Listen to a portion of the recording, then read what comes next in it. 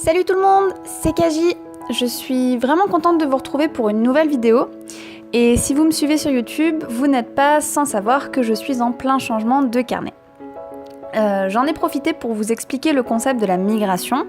Et du coup, aujourd'hui, je vais tout simplement vous montrer comment migrer mes pages vers mon nouveau carnet. Alors, avant de commencer, je me suis dit que ça pourrait être intéressant de vous montrer le nouveau carnet que je vais utiliser et faire un petit comparatif en même temps avec mon ancien, si jamais ça peut vous servir pour vous aider à choisir le vôtre.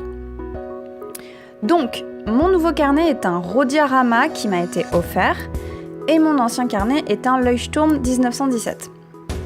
Le point sur lequel il diffère le plus, c'est que le Rodia a une couverture souple quand le Leuchtturm avait une couverture rigide. Ils font tous les deux le même format, A5, et font quasiment la même taille. Le Rodia a moins de pages que le Leuchtturm, et cette fois-ci, je vais tenter des pages avec des pointillés, alors que mon ancien carnet est composé de pages blanches. Le Leuchtturm est un carnet en cahier cousu, alors que le Rodia est un carré collé. Et pour ceux qui ne savent pas ce que ça veut dire, c'est une méthode de fabrication de carnet et un cahier cousu est généralement plus solide et plus résistant qu'un carré collé. Le papier du Rodia fait 90 grammes par mètre carré, il est donc plus épais que celui du Leuchtturm, mais le Leuchtturm a l'avantage d'avoir des pages numérotées et une table des matières intégrée en début de carnet. Enfin, ils ont tous les deux des marque-pages intégrés, mais à savoir que le Leuchtturm a 2 marque-pages quand le Rodia n'en a qu'un. Ils ont une pochette à souffler en fin de carnet et la fermeture se fait par un élastique. Maintenant que cette petite présentation est faite, on peut attaquer. Alors, je commence par récupérer mon ancien carnet et le mettre en évidence avec ma page de migration afin de savoir où je vais. Comme le Rodia n'a pas de table des matières, je débute en définissant quelques pages d'index au début. Je prépare ensuite ma page de clé.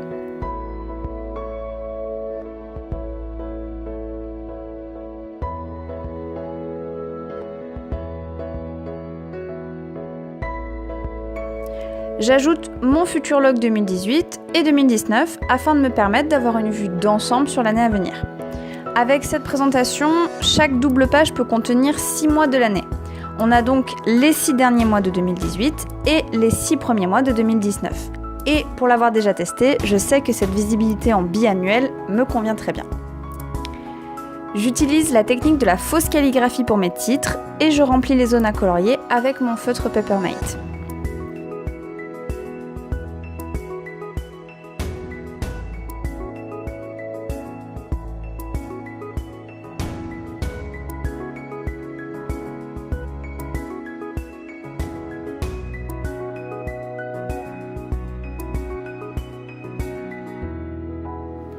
Ensuite, je commence par intégrer quelques collections qui vont me suivre pendant un bon moment et je commence bien entendu par ma collection de mangas parce que je suis une grande consommatrice de mangas et j'ai besoin d'un suivi pour savoir où j'en suis dans toutes mes séries.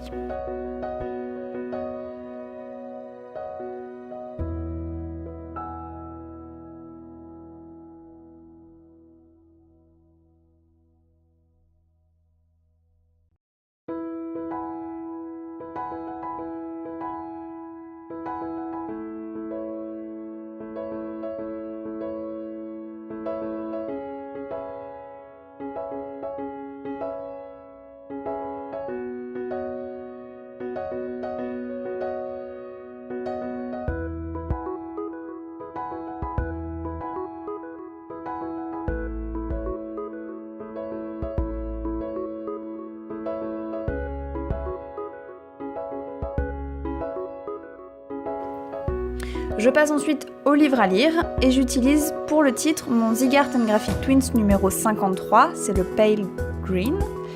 Je me sers de la pointe souple pour tracer les traits épais et j'utilise la seconde pointe pour les traits plus fins.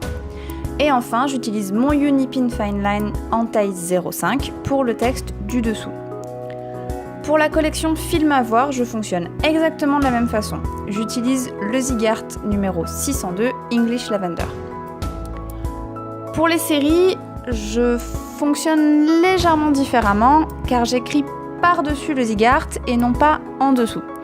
Et mon petit conseil, c'est d'utiliser un feutre de couleur pâle pour le texte en arrière-fond afin de faciliter la lecture. La référence que j'utilise ici, c'est le Zigart numéro 505, Green Shadow.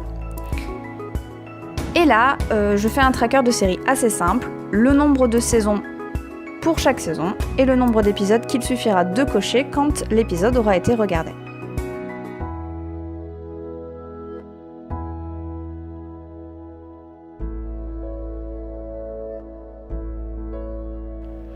Je passe ensuite à mon tracker de vidéos YouTube qui fonctionne de façon très simple également.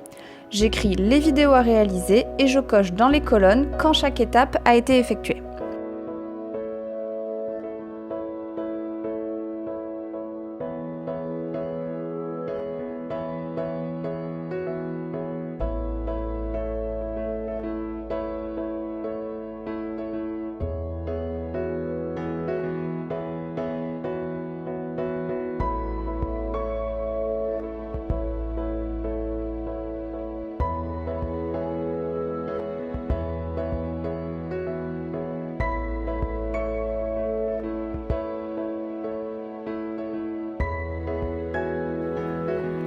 Et enfin, je prépare mon tracker pour le ménage. Je divise mes tâches en 4 en fonction de quand je dois les réaliser. Et ensuite, je divise mes zones de travail en 3. Les petites cases correspondent aux périodes où je dois faire chaque chose et elles seront cochées quand le ménage sera fait.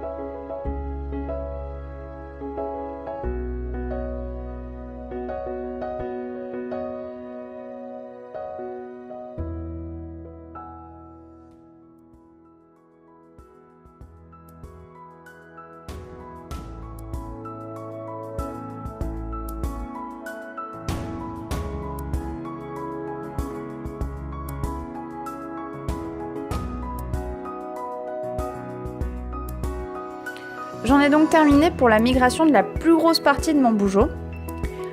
Et là, comme vous pouvez le voir, je reprends donc mon ancien carnet et je fais le point sur ce qui a été fait afin de vérifier que je n'ai rien oublié.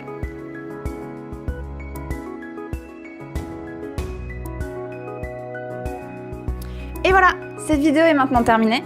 J'espère sincèrement qu'elle vous aura plu et qu'elle vous aura surtout aidé à comprendre la migration vers un nouveau carnet ou tout simplement vous aider à débuter votre premier bougeot. N'hésitez surtout pas à me dire si ça vous a semblé utile et si jamais vous avez des questions, n'hésitez pas à les poser en commentaire. Quant à moi, je vous fais plein de bisous et je vous retrouve très bientôt dans une prochaine vidéo.